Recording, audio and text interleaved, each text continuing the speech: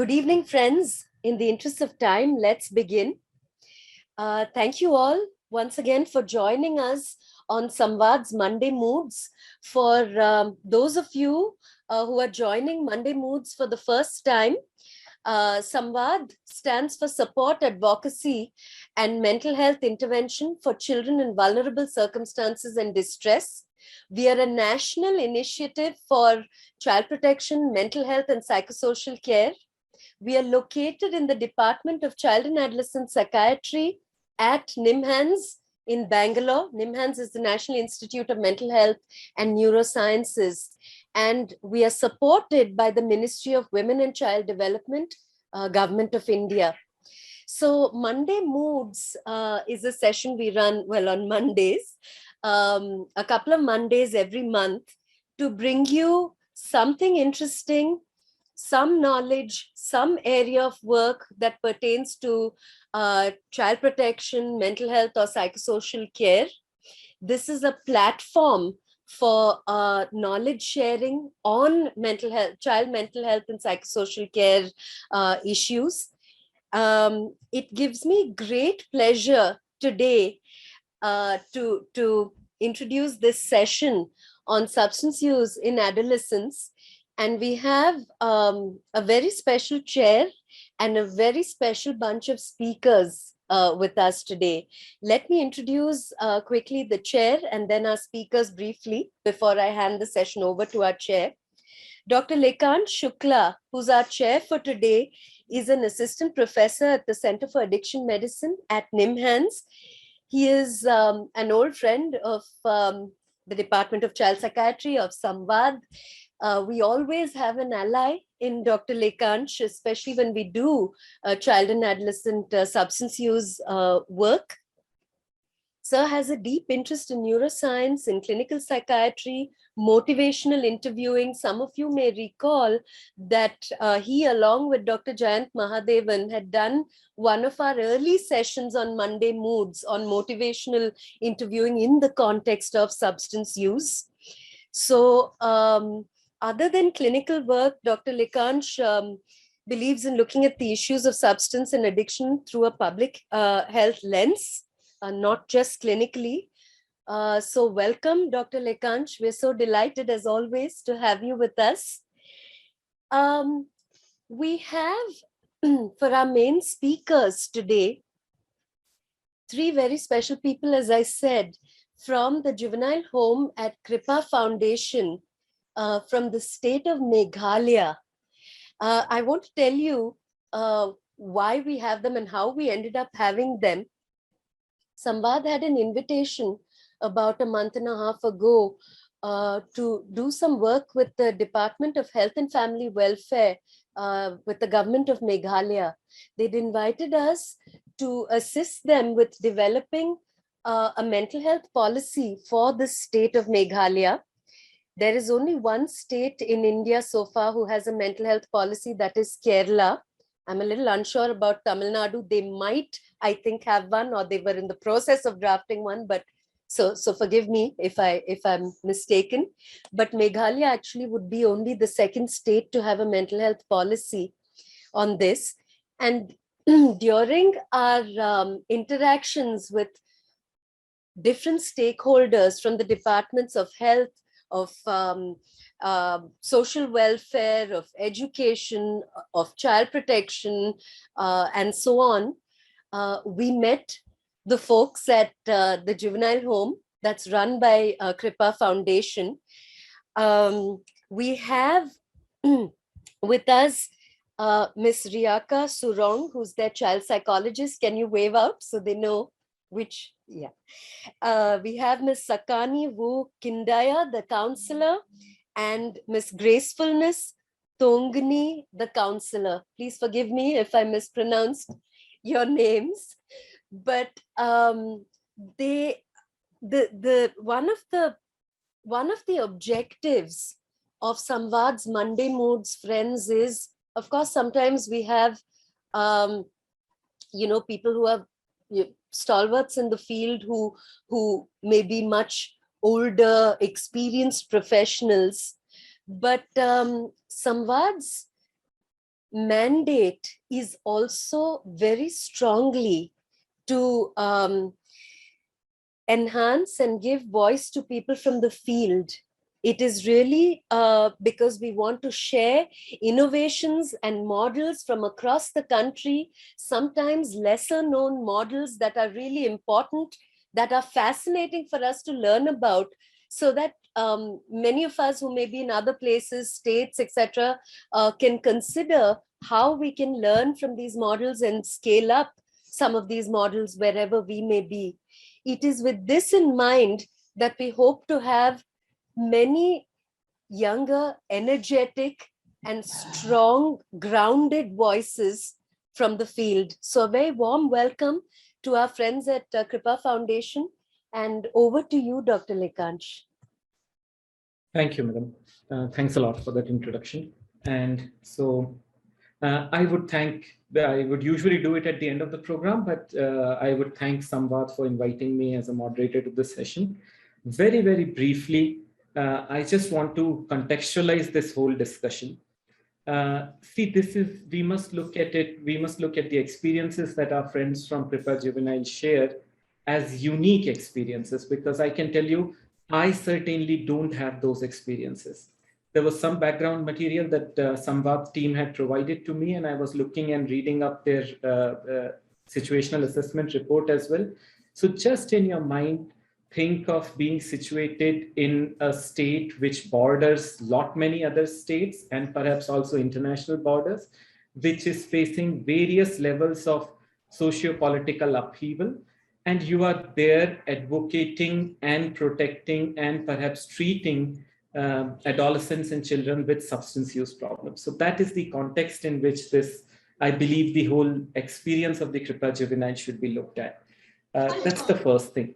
The second thing is, very many times it happens that we get caught up in the so to say, the language that is used. Which model of treatment is it? Is it CBT? Is it XYZ? I would suggest that because these experiences are unique, we kind of just look at them in how they are. And then probably we can bring in a theoretical understanding and see if it fits any of the models. For all we know, this may be a unique thing which eventually morphs into a model that is used at different other places. So with that context, I would invite our speakers from Kripa Juvenile to please go ahead, and I'll hand it over to them. Thanks.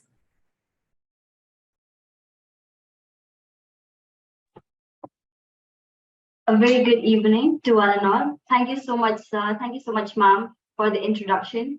And we are highly honored and we're really happy that we're getting this platform to share our experiences and hope that we all learn from today's session.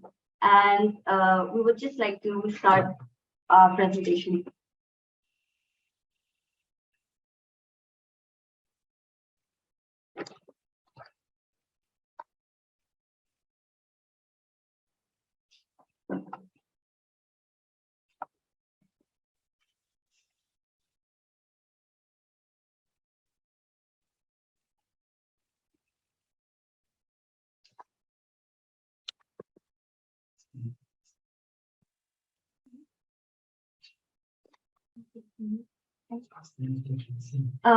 Can you all see the slide? Yes, your slides are visible and you are quite clearly audible as well. Please go ahead. All the best. Good evening, one and all. Let me start the presentation by talking about Kripa Foundation. So Kripa Foundation, the word Kripa is derived from the Sanskrit word, which means grace.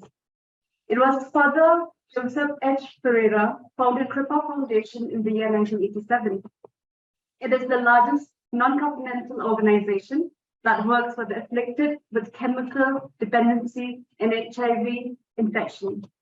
It has evolved as a module of non-discriminating, supportive community, empowering people to introspect and bring about a change in their lives. It has over 7 facilities and 21 centers in 10 states of the country. And the headquarters is based in Mumbai. Kripa offers a unique model of treatment through the instrumentality of experiential counselor, that is the wounded healer, It is funded through Government of India grants as well as national and international donations. Over the last 37 years, KRIPA has been working in the field of human suffering. The objectives of KRIPA Foundation is to provide care, treatment, and support, to interface with community through preventive intervention modules, to generate human resource, to include research in all aspects of service, to maintain international standards. KRIPA Foundation, the Addiction Center for Children. It was inaugurated on 30th March 2021 by the Minister of Social Welfare, Shri Kirman Chala. The center was operational from 1st July 2021 due to pandemic. It is a public-private partnership with the Directorate of Social Welfare Meghalaya, empowered by Juvenile Justice Act 2015. It is the first youth de-addiction center in Meghalaya and in the Northeast as well. So we come to the journey of KRIPA Foundation, the Addiction Center of Children. Over the years, the numbers of addicts in the community has increased and the average age of users have fallen, due to which the Directorate of Social Welfare, along with KRIPA Foundation, identified a need to set up a de-addiction center for the children, where a detailed project report was submitted and accepted by the Directorate of Social Welfare. And there was also, over the years, over this one-year journey, KRIPA Foundation, the Addiction Center, have collaborated with the Directorate of Social Welfare in the different state programs, where our children participated in the street play at State Central with the program of International Day Against Drug Abuse and Illicit Trafficking. We also work hand in hand with Child Welfare Committee and the District Child Protection Unit. Once we get an inquiry,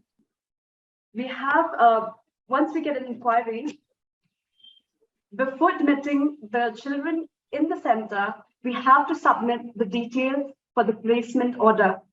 Reports of COVID weekly and monthly report are submitted to CWC. And even before discharging the children, a relief order will be given by the CWC. But in case of emergency, such as escape, self-inflicted harm, abusive, aggressive parents have to be reported to the CWC, where they will go for further follow-up. And then training has been conducted with the CWC, where we have to adhere to the Juvenile Justice Board and Juvenile Justice Act. We also collaborated with the different programs with the Child Welfare Committee, where there was a roadshow on International Day Against Drug Abuse and Illicit Trafficking. And in these programs, it was conducted in the hotspot areas of Meghalaya, which have been identified, such as the Polo Market, Normansum, and Happy Valley. There was another program conducted on the release of songs competition on the International Day Abuse and Illicit Trafficking, where these songs will be played in every roadshow based on the substance abuse. I'll hand over to Ms. Grace for the next slide. Now we'll be looking over at the staffing pattern of the center, which we focus on the flat structure where everyone is equal in meeting the mission, and it's a flexible structure. So now we'll be looking at the procedure of how we admit the child in the center. Firstly is through inquiries, which is done through the Just Dial or the website, or we get information from the police station or hospitals or any NGO or any home visit that we conducted throughout the months. Next, after that, we refer them for a free detoxification, which will be done in Supercare Hospital. And after that, after they are done the detoxification, we take them to the center. We take them to the center, which registration will be done. And here they will be staying at a period of 90 days. And here the counseling and any therapies and activities or class session will be conducted. And after the 90 days, we will be we will discharge them, where a follow-up will be conducted by both the center and the Child Welfare Committee. Now, when we look into the statistics of the center, we will look into the numbers that we have over the 1 year. The children we have, for the IPD, we have 78 children, and for the OPD, we have around 107 children. And for the total children discharged from the center, it's around 52 children. And for the clients who relapse, the number is 14. And for the clients, for 14, total number of children were the status unknown, whereas 80% total number of the children was over till date. Now we'll be looking over at the need for exclusive inpatient facilities and rehabilitation for children and adolescents. Firstly, in the center, we have the administration office and the medical room for medical emergencies and regular checkup, where we have a 24/7 nurse who look into the health department of the child, where the medicine will be given during the morning, afternoon, and evening, or any other time of the day, depending upon the case of the child. And we have 4 dormitory halls in the center, along with the kitchen with in-house dining room. And we have a TV room and recreational room for games and entertainment for the children, depending upon the time schedule for the child. And we have a classroom with a smart class where classes are being taken in the morning. And we have a library room for reading and writing for the children. And also we have a counseling room in which the counseling takes place. Now when we look into substance abuse issue amongst children and adolescents in Meghalaya, according to the National Commission for Protection of Children, NCPCR, indicates that Meghalaya had the highest portion for heroin users with 27.3%. And Meghalaya has turned into a major transit point for drug trafficking because of its close proximity to the Golden Triangle, and approximately 2.5 lakhs users of drugs and psychotropic substances, including injectable drugs. And our Deputy Chief Minister, Sri Prestuan Tensong, said that the child can easily succumb to the pressure due to their peers and friends that made them took the intoxicant for combat.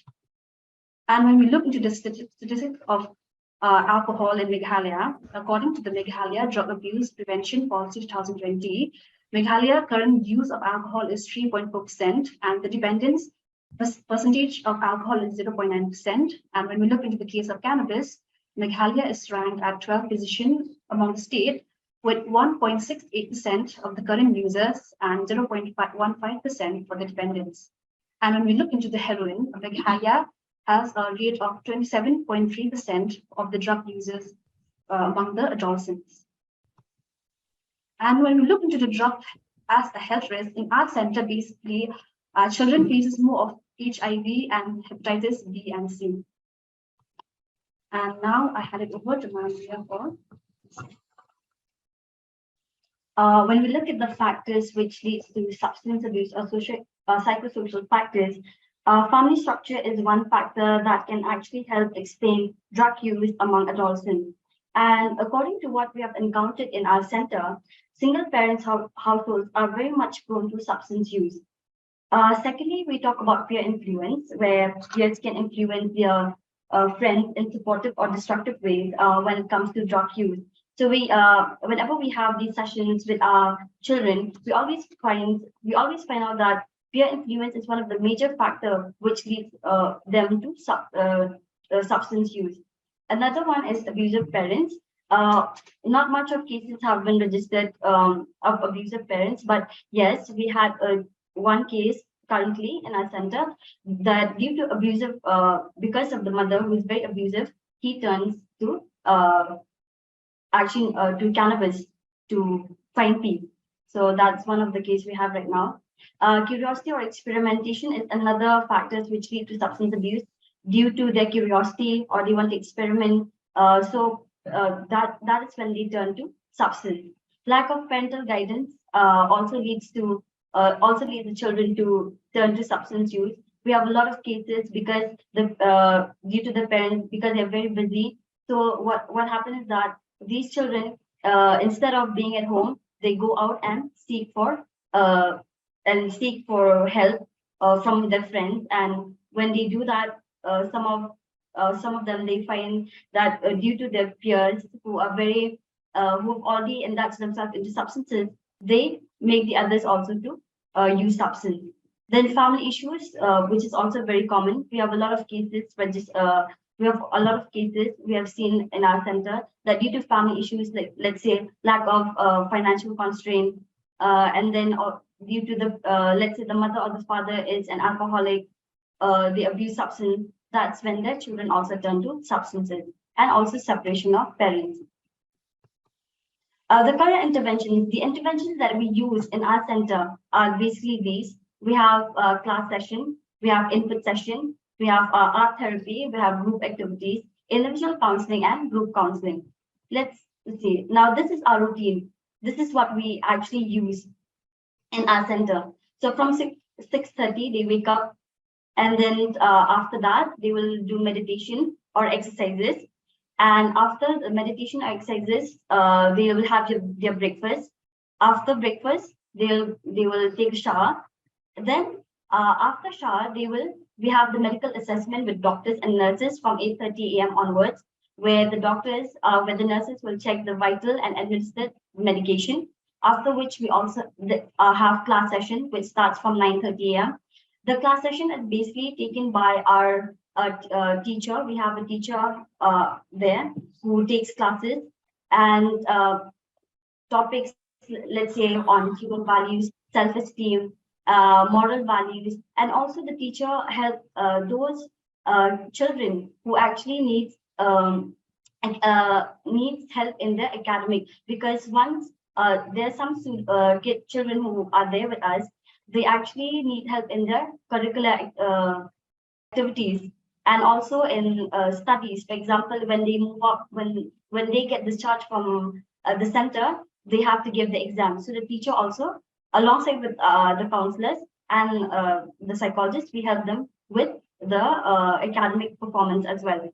Then we have input session. Now, what's the difference between, you might ask, what's the difference between input session and class session? In input session, we actually focus more on, let's say, 12 steps programs and topics like self-love, self-awareness, on addictions as a disease, triggers, and personality development. And what we do there is, once we give a topic to after we have discussed the topic with the children, or we show them videos based on, let's say, on self-awareness, we show them a video. After that, we give them worksheets, or we tell them to discuss. And after the discussion, we tell them to present it in front of us. So that's the difference between an input and a class session. And after the input session, we have reading or writing, where the teachers, our teacher helps the children in doing their daily reflection and storybook reading. And also, as you can see, we have the teacher also helps some children. They come from that background, right? Who they as they do not know how to they do not know, let's say, alphabets or numerics. So the teacher teach them all these things. After the reading and writing, we have group counseling or curricular activities. After that, we have the lunch, and after that, we have a group session. And the group session, we have therapies like art therapy, we have singing, dancing, and we also use a lot of life skills training. After the group session, around 3:30 p.m., we have the tea or snacks, and then it's game time. After 5 p.m., from 6 p.m. onwards, the children go to the library and they study or they read books based on the convenience. And after that, we have around 8 p.m., 8 to 8:30, they have the dinner. After that, they again medication administered by nurse. The nurse check the vitals and administer medication. And 9:30 is the bedtime. So this is the routine that we follow every day for there in our center. So these are some of the class session and group sharing pictures that we have. This is the outdoor physical activities that we conduct. As you can see, the children, some of them love to play basketball, some of them love to play football, and we also conduct daily group activities. This is some of the pictures. This is art therapy.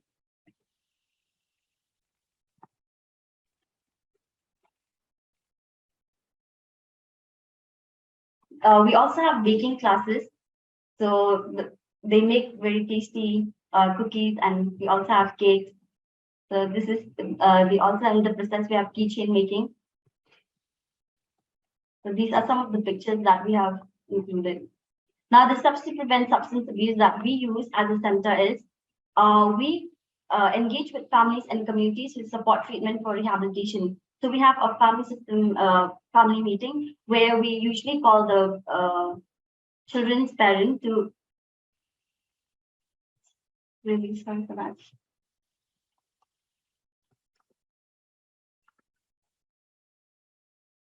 I don't know what's wrong. Okay, so we like to apologize.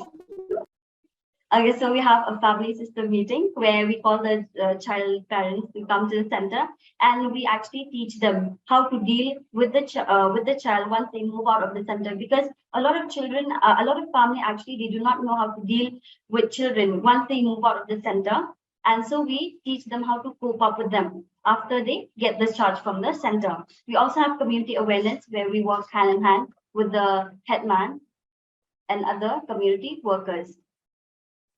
Then these are some of the awareness programs that we conduct in schools. And these are some of the IEC or materials and posters that we share so that we the community have an awareness of what are the stages of drug addiction and dependency, drug use and HIV/AIDS, because these are some common. Then these are some of the IEC materials that we share with the community.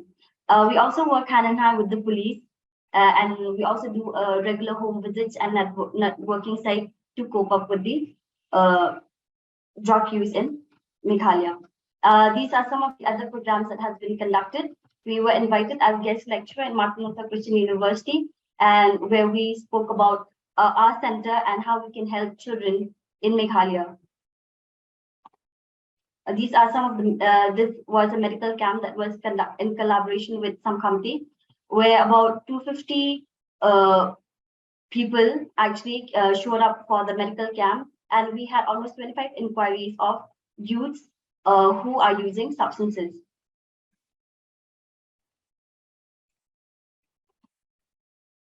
This was when we, it was a recent program we have conducted. We observed World Environment Day, so that children know what is environment. So we always do that daily activities.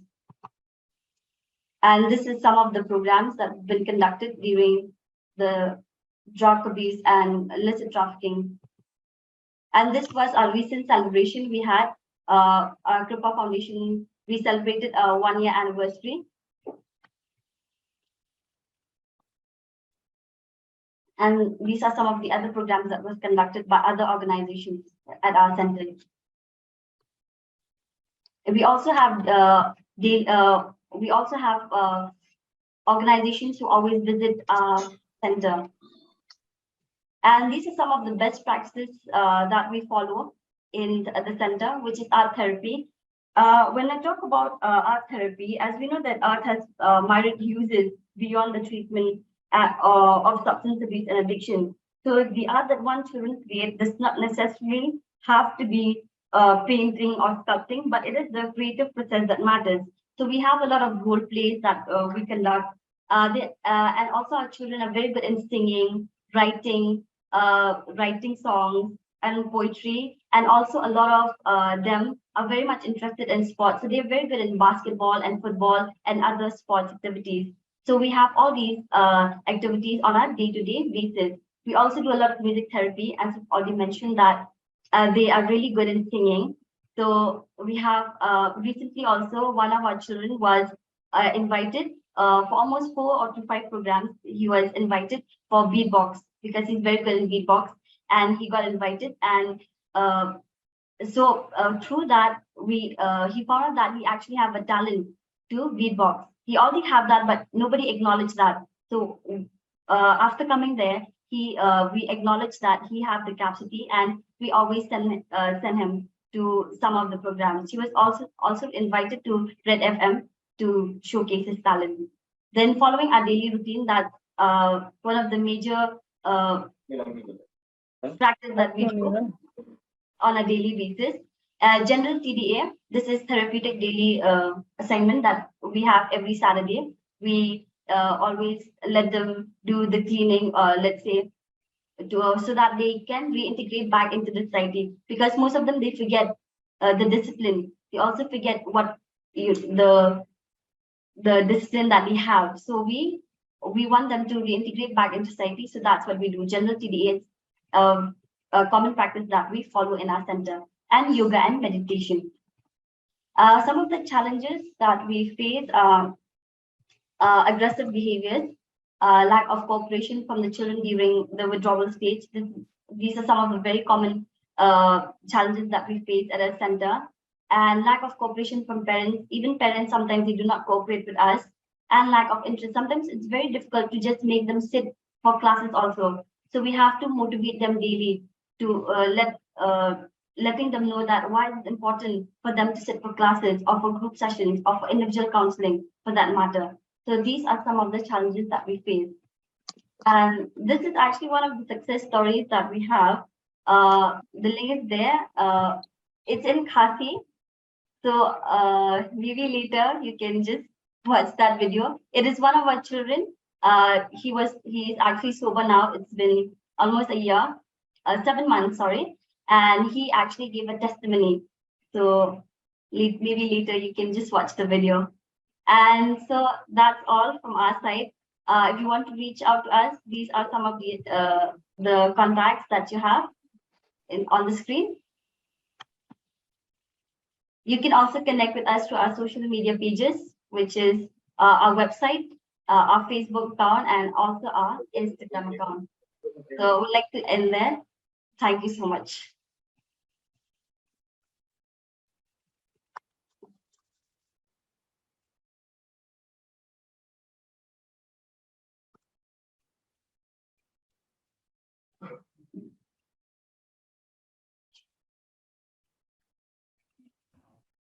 Sir, you're muted. Dr. Lekansh, you're on mute.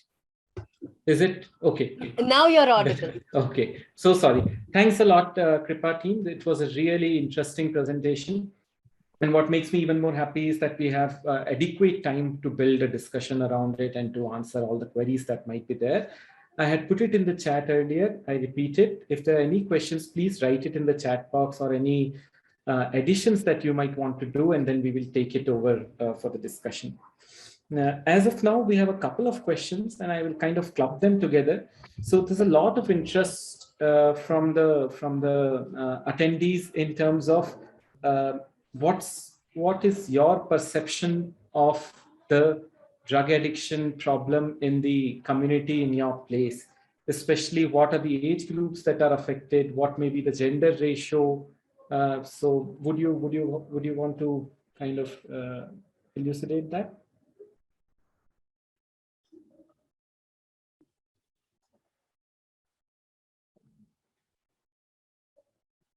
Thank you so much, sir, for the question. So we actually have a director here as well. So he would like to take on the Q&A round. Oh, wonderful. Why not? Would you please introduce him? Yes, he's actually a director, Sharad Walam.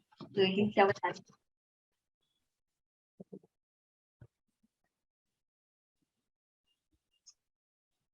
Good evening. Good evening. Welcome. Welcome to the session. I'm sure you were attending even before, but then now we get to. Such a wonderful session by your team. So we were just discussing, there were some questions in the chat box about in terms of the say in Northeast, we do realize that adolescent addictive disorders in the adolescent age group is a big problem. Correct. Would you be able to give us some rough idea what is the age group of these kids who end up at your place? What is the gender ratio of this of these clients? Right now, what we've done is, when we've tied up with the Directorate of Social Welfare, juvenile section is very sensitive, right? we already have a center that is for above 18. But because of this current issue, we had to draw the line. We could not admit any client into our adult center. So following the Juvenile Justice Board and the Act, we have to segregate the center. It cannot be in the same campus, right? However, if you're looking at the ratio, we're currently doing only males, only boys. And the reason because of that is obviously there will be an upcoming female center. The government is definitely identifying that. And again, due to sexual issues and I mean, a lot of these kids are already so matured at their age. It's always better to segregate, especially when we're running a treatment program, right? I think not because we do not trust them, but I think in such centers, it's always better to run them in a very uniform manner. Now, when you're looking at the age, I'm sure my team had already explained to you that the using community has started to really decrease. Like 10 years ago, when I was running these programs, I saw that alcoholics were there. They were like around the age group of 35. And the using community was roughly between 23 to 25. Now, I would say, as per our records of the 107 that have been admitted and the OPD section, we're looking at an average of 15 to 16. Now, that has dropped by a further 10 years. So it is alarming. The rates are, I mean, you've seen the statistics. It is alarming.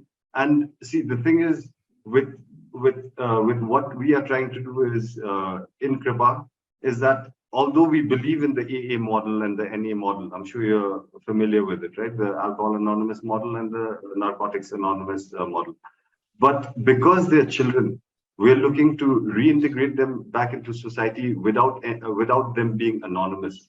Because the moment they are classified as the users community, chances are they will not be accepted in schools, colleges rather easily, right? I mean, schools want to maintain their reputation. Certain workforces, employment, they don't want to accept this community rather easily, right? So because they come at a young and tender age, Kripa also tries to make sure that that we are able to intervene and act upon that at a quicker age, so that it becomes like more of a suppressed memory. So when they come out, they come reformed, and we can just integrate them rather easily into the community. Okay, right. Thanks for that answer.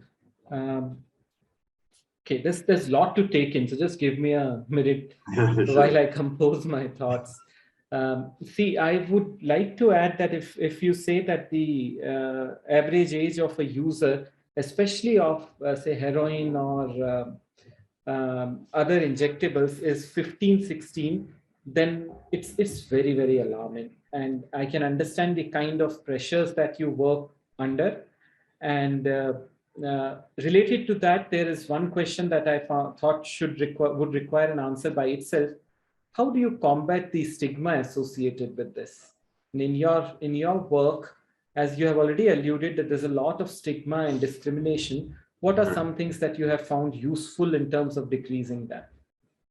I think one is to our family system therapies, I think is one way we can go about it. Creating awareness within the using community. I think they are the first ones, that is the first line of defense, because a lot of parents, for example, when they send their kids out for rehabilitation, they'll say that, no, he's gone for tuition classes, no, he's unwell. They don't want to point it out as an addiction related problem. So I think for us, educating the nearest family members to accept them back, to understand it's a disease, right? Working with them is priority. Why? Because we've received those clients firsthand. Of course, that is more of an input from a broader perspective. Right now, working with schools, and being out there, like Kripa brand, so to speak, deals with addiction related ailments. So going out there, see, most of the medical camps, since you'll be quite aware that if we're having a medical camp, my team just mentioned that we had only about 250 to 300 participants. Now that's very low for a normal medical camp. Normally, medical camps that have 15, 20 doctors, you should be expecting at least 1,000 participants. Why is it so low? The fact that Kripa is probably branded there, people are like, okay, are you sure this is a general medical camp or is it going to be for addiction related, right? Do I send my kid there for the HIV test or do I not, right? So, and then you'll also realize that if we showcase ourselves a lot more out there, then people are obliged to accept that this is a persistent problem. Now, when it comes to drug-related problems, most of our awareness programs, they start somewhere around June. I mean, this is across the country, right? Just before International Drug Day, you'll be bombarded with, at least a good 10, 15 programs. However, one thing I've noticed while working with the state, especially right after COVID, is that the Nasha Mukt Abhiyan campaign had started. Then, of course, from district level, CWC level, and even from the directorate level, a lot of them had started focusing on hotspot areas that are in rural areas. I'm not saying that the focus shifted from urban areas to rural areas, but they started looking at rural areas as the transit point. So, for example, Southwest Khasi Hills is like our largest community right now that is, that is having a drug issue problem. That is more than the urban, right? So for those kind of situations, we have to shift our focus, right? So when we start shifting our focus to various districts, then we realize that the infiltration or the problem is not just here, and it's always more difficult to crack on taboo and social stigma in rural areas than it is in the urban, right? So of course our IEC materials got to change, working with smaller groups, working with like she said, the headman, like our panchayats and all here. So we need to get them educated as well. So I think there's like lots of levels before, because my goal is, I respect the anonymity of a person, don't get me wrong. But I believe that eventually we need to break social stigma, we have to remove anonymity. After all, they are human beings. They want to look at change. They have the tools in them to change. So the moment they accept it in the community, I am quite sure that the relapse rate as well will start to decrease. Right. Wonderful, wonderful, and a very passionate answer, I believe. So if I may summarize what our team from Kripa is saying, one way to fight stigma is to fight it head on. And stigma is very many times a conspiracy of silence. Everybody knows the problem exists, but nobody wants to talk about it. And so what this team is saying, we make people talk about it, and we talk about it persistently. And so, yes, that's a very passionate message, actually. Okay, coming to the other questions that have been raised, I will club a couple of those questions which are around the same themes. People are really interested in what kind of, so to say, catchment area or what kind of agencies or situations eventually lead these adolescents and children to your center. So are these children coming out of their own will? Are they being brought by their parents? Are they being brought by CWC? Could you give us some idea about that? The lucky bit about tying up with the government is that they already have district heads, right? There's about 11 or 12 districts in Meghalaya. So it's easier to tie up with each district because a lot of cases go via the district, right? And the CWC, of course. So a lot of cases are referred by the CWCs. I think our website, our hotline pages, I think those are the ones that have given us a lot of inquiries as well. We've tied up with a lot of police stations on various things, because we've been in existence here, especially currently in the past 5-6 years. We've revamped a lot, especially with infrastructure. With the, like you said, I overheard you all earlier, with a really young team, energetic team. So the outreach is a lot more, and it's not necessarily the ones that are continuously relapsing, but new people that are there. So the Rangba, we call it the Dorbar Shnong here. The Dorbar is like basically a panchayat. So the panchayat is broken down to, let's say, the males, then it has the females. So they have a lot of information that needs to be passed around, and they are the ones who also send us inquiries whereby we go for home visit. The other thing is that we've tied up with a lot of hospitals around the state. Hospitals, see, a psychiatrist that is there is great, all right, but I think we have a very powerful tool with it, which is experiential counselors. These experiential counselors are from the users community. They've been sober for the past 5-6 years.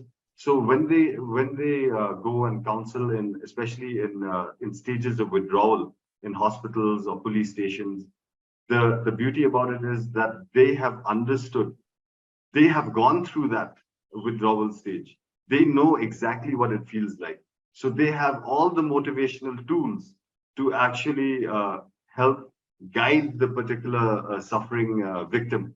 So it is a variation of organizations. Like I said, the good thing about Meghalaya is that I think we have very close knit, and especially when it comes to social problems, be it whether you're sitting in the directorate or CWC or police station, we all come together, especially for such social problems. Great. Okay. There are a couple of questions which are interested in. And I saw it as one of the challenges also that your team put up, and you've kind of alluded to that in the reply to the last question. I'm sure you would be seeing adolescents who are there mainly for substance use, but then you feel they also have some sort of a comorbidity. For example, they have a psychiatric comorbidity of depression, anxiety, or any of those disorders. So what is the kind of treatment pathway for such adolescents? See, can I go a little bit at the past, a little bit? Yeah, I'll just briefly. Oh, please do, by all means. So if you look at drugs in the past, right, you get them at their purest form. I'll give you an example, like brown sugar. We knew what the withdrawals were going to be like for a person using brown sugar. Now, a person using brown sugar, because there's no originality anymore on the drug, it looks like brown sugar, yes, but it's definitely mixed with, let's say, shoe polish or various other things to make it look like it is. Now, the person going through that phase of using, you'll realize that the withdrawals are nothing like what it is in the theory, right? So we face a lot of challenges, especially from a psychiatrist point of view, from our doctors that have shared with me. It's like, oh my goodness, back in the 90s, I was treating them in this particular manner. And now it's a totally different manner that we have to treat them. And the reason why it's also different, like you said, the comorbidities that come along with it, whether it's anxiety, depression, suicidal thoughts, anything can happen, right? So there's the level of care and the level of involvement has to be extremely high, right? If you've seen our daily routine, it is jam-packed, right? We've kept them engaged through and through. The reason why we've done that is so that we can also assess a client, and there's always somebody who's going to be able to assess them, whether during their depressive stage, where, when, why. We can manage those at a sequence time. Now, furthermore, also, when it comes to let's say people having anxiety and depression, of course there are medicines, right? Our psychiatrist is there, prescribes them the medicine. But Kripa, especially for the male adults, we're trying to use similar models. In what we've noticed is that when Father Joe had started the 13th step, out of the 12 steps, we have this thing called the 13th step, which is PKS Kripa Iyengar Yoga. One thing we've noticed is that with yoga, the release of your serotonin and dopamine actually gives you that same rush that you used to get when you were using drugs, but it is a natural way of releasing. Now, of course, medicines are required, and I agree. Like medicines are required at an early stage, but we have to do without substances eventually, be it medicines or be it because you've seen it, people who have been using eggnog or buprenorphine.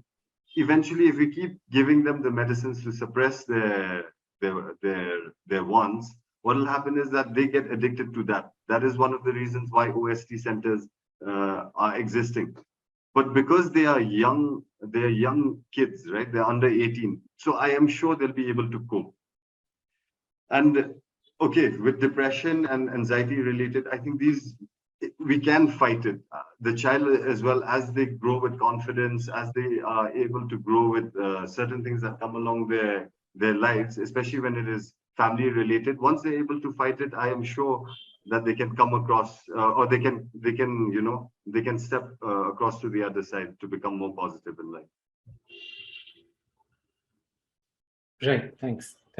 So I'll just take a minute to kind of highlight the, I don't have a better word than the dialectic. So there has always been in the treatment of substance use a dialectic between what the user community and the lived experience has told, and the whole 12-step model, and eventually the medical model that came into existence. But from what I read based on the material that SAMVAD gave me and from the presentation that the team has made, I see that they have kind of tried to take the good parts of both those models.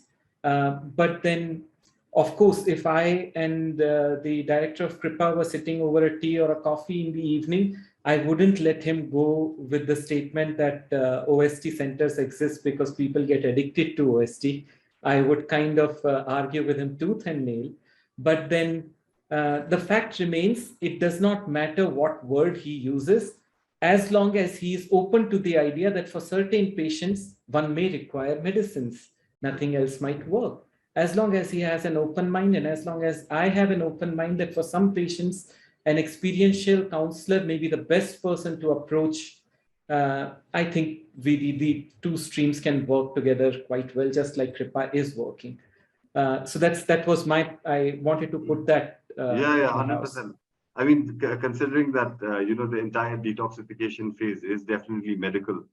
What I was trying to say is that OSTs for male adults, I'm saying, the ones that I've seen using for many years, 7, 8 years, I understand they help a lot. For kids, it's just been a matter of a year. So I'm just saying that I have to be a little more, I would say that more ambitious, that yes, they can do without it. Because a lot of the kids right now that we've received, they're not, they're normally chasing heroin than actually injecting them. So I don't think they've really been that bad, except for a handful of them. Yeah, but yeah, I definitely agree with you. The spiritual and the medical model with the 12-step program, of course, that hand in hand, they should work together. Absolutely, sir. I completely agree. For adolescents, giving buprenorphine is a big decision. I completely agree with you. There are a couple of other questions that I would quickly like to take before I pass it over to the SAMVAD team. One was, I think, although there was a slide, quite detailed slide on the staffing of the center. Would you be able to kind of summarize it? What kind of? Yes. So we don't believe in a hierarchical sort of manner, because we have see, if we go through a hierarchical manner, chances are by the time a decision is made, it's going to be too late, right? Especially we have come in the past. I've come through. I've come through like potential, suicidal sort of cases. Now, in those decision making comes very. You need to be quick. You need to act quick. Be it a security, be it the driver, be it your nurse, we need to act. And of course, when it comes to, let's say, your filing of paperwork with CWC, of course, that is more detailed towards, the psychiatrist and the project director working hand in hand together. But we're looking at lives here, right? Whether you're a cleaner, you need to have that sort of impulse towards the child. And these are children, right? So we need that decision making to be quick. We do not know how fast they're going to act, in what way they're going to act. Now, a flat staffing pattern gives anybody the right to communicate with one another about a particular problem. Okay, fine. When it comes to counseling, that the anonymity, the confidentiality, that remains separately, right? But when it comes to things that could happen in the center, it needs to, I feel like there needs to be reciprocity 24/7. Like the reason why we have night shifts is because withdrawals can kick in at any time of the night. If the counselor is asleep, or it's their day off, somebody needs to pick up the phone and be like, okay, this is how we're going to act, quickly get this done. Now, if we had a hierarchy, there'll be a continuous blame game, right? Okay, let me call up the center in charge. Okay, from the center in charge, let me call up the project director. And then, the rate that it goes up for decision making, the same rate goes down, and it could be too late. So that is one of the biggest reasons why I believe a flat structure works. And see, our team is very small. We're just 18 of us. I think it's okay. Once it begins to increase, maybe we'll have maybe subsects of how to manage a particular team. But I think now it's easily manageable, so it shouldn't be much of a problem. Right, great. There's one more question that I have here. I am not sure what the question is asking, but then I will read out the question. And I believe there is a big question there. Are you treating juvenile delinquents and CWC children in the same space? If so, what are the challenges you are facing? The team from SAMVAD, they had come. So our juvenile home, or now we cannot use that word anymore, it'll be a children's home. So under the children's home, they have about 8 homes. So there's observation boys, observation girls. So they have a lot of homes that are there. We just happen to deal with specifically for drug-related or substance-related ailments. So do we have challenges? I wouldn't say we have much of a problem, because CWC and Kripa, they work. I mean, the communication level is so intact that we follow their rules and regulations, because the High Court is bounded to them, and we have to maintain that. And but then I don't see much of a problem. See, they have a board of members as well. So while doing their discharge, be it the legal team, the medical team, the CWC, the child welfare district officer, she's also there. So the entire team who comes up with follow-ups and during the discharge bit, I think it has been rather smooth so far, right? So I can't really comment on the difficulties yet. Okay, the paperwork is a lot more, because of course it is a matter of a child. So I understand why the paperwork has to be scrutinized at length. But if we're looking at the CWC children, they have a different unit, so we have not really blended, except for activities that we probably do with other homes. Yeah. Okay, right. I have a related question. Sure. I will put it in as less flowery language as possible. How difficult it is to have a mutually respected and autonomous relationship with some of these adolescents who are, say, 16, 17.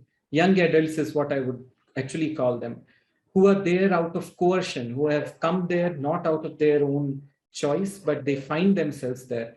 For how long does that tussle, is there any tussle between the team and them? And for how long do they remain resentful about it?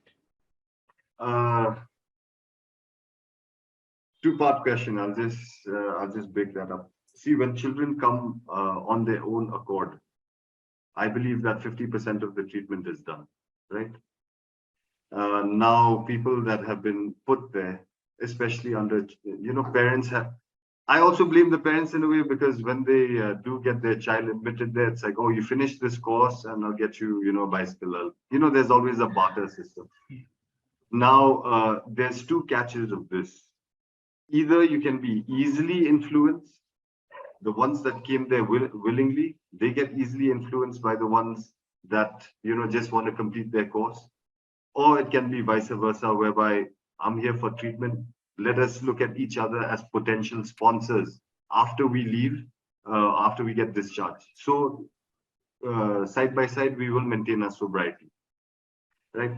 So is it difficult? I think the moment after their detoxification bit, that withdrawal stage, I think that is the most difficult that the counselors face. Now, of course, being adolescents, their minds as well, an idle mind, or, they have a lot of thoughts in their heads. Why am I being put in here? I should be in school.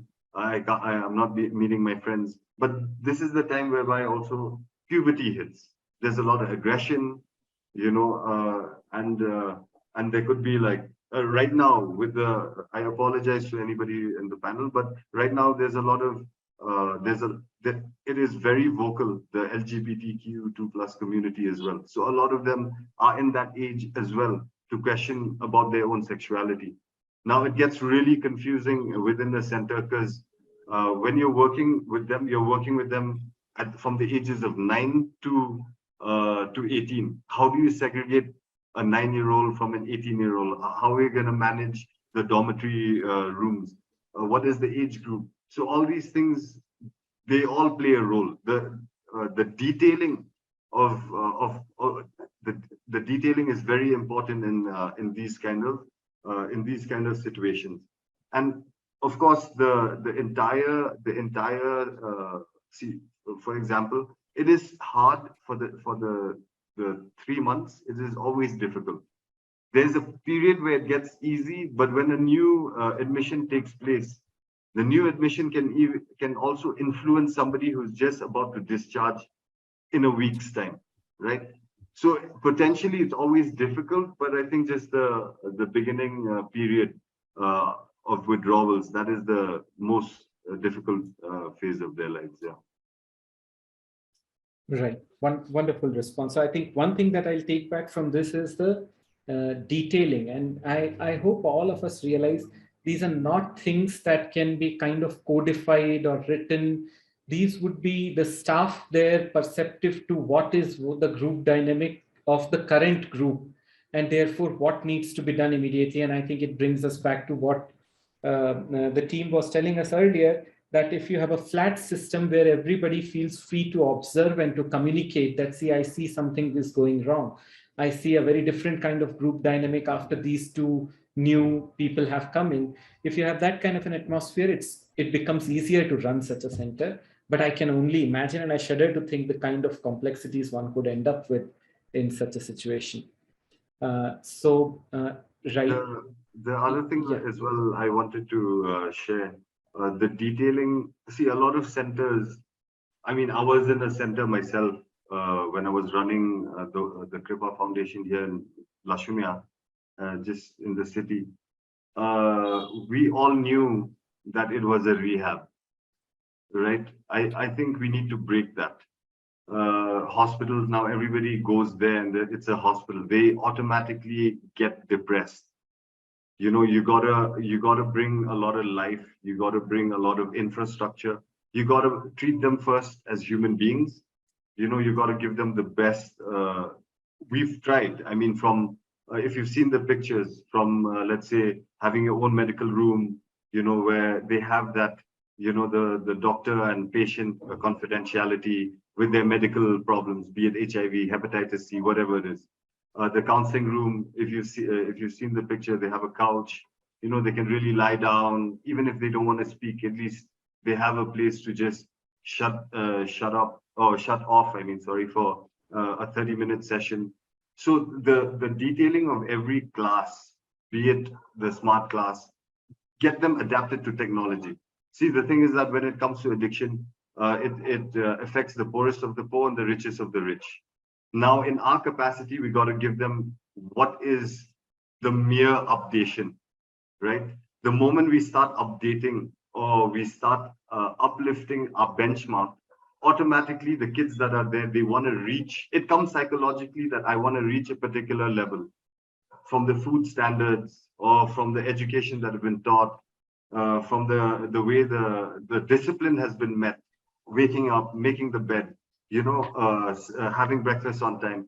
This entire discipline, if we can create a good habit, it becomes like muscle memory. So the detailing of everything that we've done, it is, if you guys are familiar with certain children's hospital, they've made it lively now, right? There's a lot of artwork. There's a lot of, you know, nurses are dressed up like superheroes. You just basically just uplifting, you know, and motivating the client. We cannot be so uptight that the patient has to sit behind the desk and the counselor will talk. Let me put my arm around you. Let us spend some time together, share. I'm here to listen, right? That is the kind of atmosphere we need to create. A lot of people don't look at that and say that, oh, it will work. But these things are, if you do it, you realize it from a humanistic point of view. It just comes naturally that it is just the way we talk, the tone, the gestures, the hand touch. This takes a long way because perhaps the client has never had that sort of emotional touch. So, you know, please pick up the plate. Come, let's have lunch together. You know, let's make the bed together. Let's help. You know, that teamwork has never been there, or even to respect.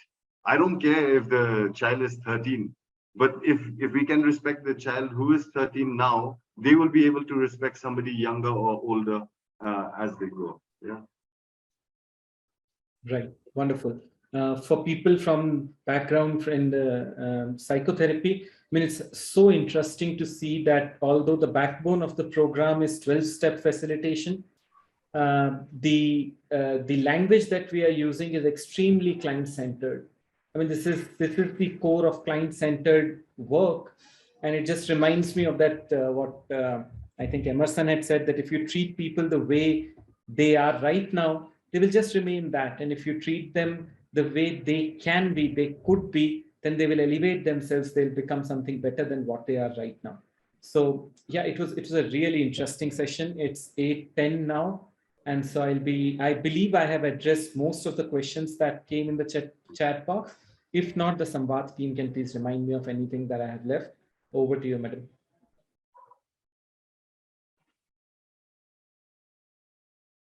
I believe you're doing the same mistake that I did. You have not unmuted yourself. Thank you very much, Dr. Lekhansh. It's always such a delight to have you with us. Thank you for your wonderful inputs, particularly on the session. Thank you very, very specially to the Kripa Foundation team. We are so happy. You are one of our first and early Samvad sessions on Voices from the Field. You really inspired us to do this, and for Samvad's Monday Moods to take this direction, because we feel that it's far more interesting to hear from people who are working every day in the field, working long hours, working hard in very difficult and challenging circumstances. So I think everyone likes to hear what you do and how you do it. which your team and you, sir, as the director, have conveyed so passionately, as Dr. Lekansh said, and so wonderfully. I hope that amongst our viewers today, I know that there are members of the Child Welfare Committee and the Juvenile Justice Board. There are pediatricians, there are mental health professionals. I hope very much that you will, I'm sure you were inspired by this session, so I hope you will take some of these ideas with you.